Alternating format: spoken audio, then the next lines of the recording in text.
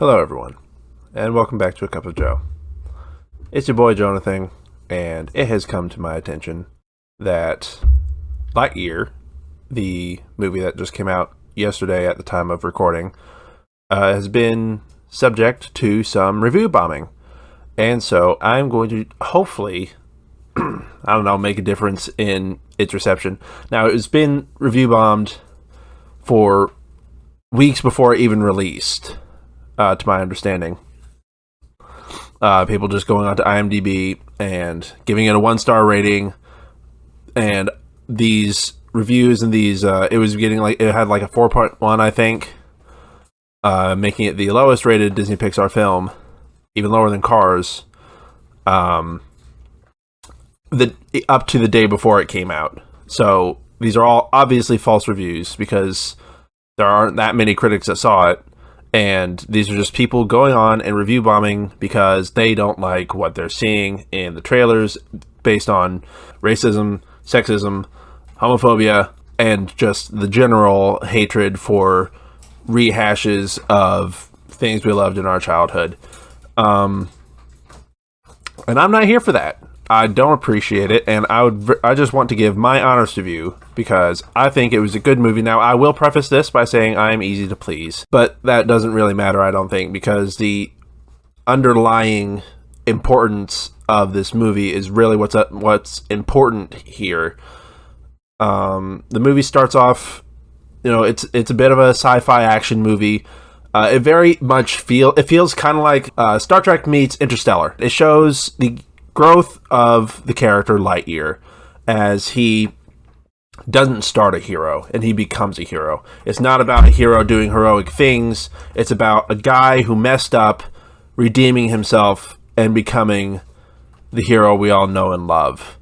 It's got a fun twist ending, which obviously I'm not going to reveal. It's got 3 post-credit scenes. 1, 2, 3! Now, the funny thing about that is the first one is it's a bit of a joke. Because they knew that there were people going to stay, and so they're like, it's a joke, very funny. Then they knew that people were going to stay for the second one, so just another joke. And then it got me. I was walking my way out of the theater when the very last, 2 or 3 credit slides went through. The Disney logo at the end, the Pixar logo at the end, and when that faded out, there was actually a third post-credit scene that is actually relevant to the movie and actually important and actually teases a sequel. So that was really fun. It was just a fun little tease gag, knowing that the audience was going to stay at the end of a kid's film for this, for continued lore.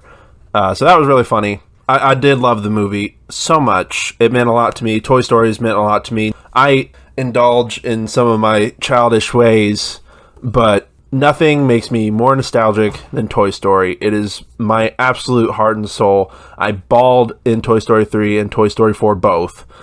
They mean a lot to me, and so I had very high hopes for this movie because Buzz Lightyear has been my favorite toy since I was so little. I've had a Buzz Lightyear as long as I can remember. I've gone through a few of them, but I've always had a Buzz Lightyear as long as I can remember.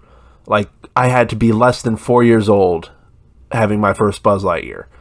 So if that helps paint a picture for how much this stuff means to me, I'm honored to be part of an audience that is getting to see Lightyear, and that Lightyear is the movie that Pixar is, starting to go more inclusive with its content. As some of you might know, originally they had cut a same-sex kiss in the movie that was later restored, and as a result, it did get banned in a few different Middle Eastern countries, Saudi Arabia, Egypt, and I think 8 or 9 others. But it's touching to me that, big mega corporation evil Disney is willing to lose some money to actually get some of that representation. And there was a lot of people of different colors and cultures in this movie that really made it feel more inclusive. Now, I know that the star was still, your typical straight white man, but they surrounded him and had him interact with in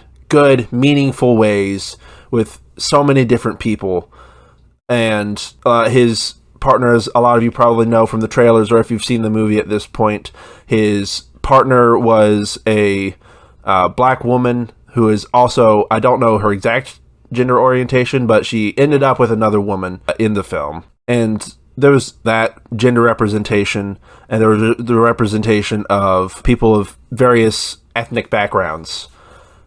And, you know, we haven't gotten that a lot in a lot of animation, really, or Pixar specifically. It just really meant a lot to see that Lightyear, you know, one of my characters nearest and dearest to my heart, gets to be part of the legacy that really pushes that representation forward and pushes the acceptance of this representation. And that was really cool to me. I saw the movie, obviously, opening day. Here are some pictures of me and my girlfriend going to see it.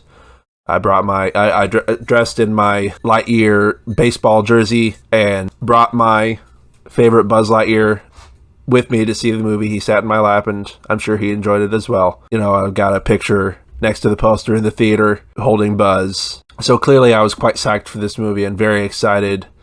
Like I said, there was an awesome plot twist ending I did not see coming. And oh man, the Toy Story references all over. It was so cool because Andy wanted a Buzz Lightyear because he saw a really cool movie.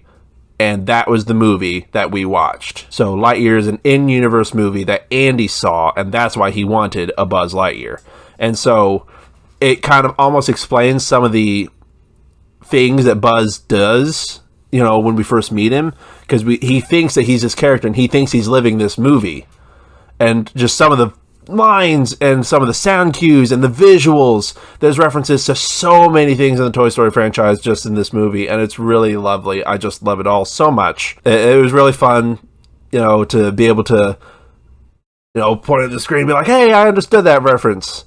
And really, it was very fun to be a part of that, and that they did honor the Toy Story legacy. And now Buzz in this movie and Buzz in Toy Story are two completely separate characters because they have different stories. They're in different situations. Buzz, the toy, at first thinks that he's this Buzz that we just saw the movie about, but then he meets different characters. He meets Woody, and he meets the rest of Andy's toys and realizes that he's a toy in general.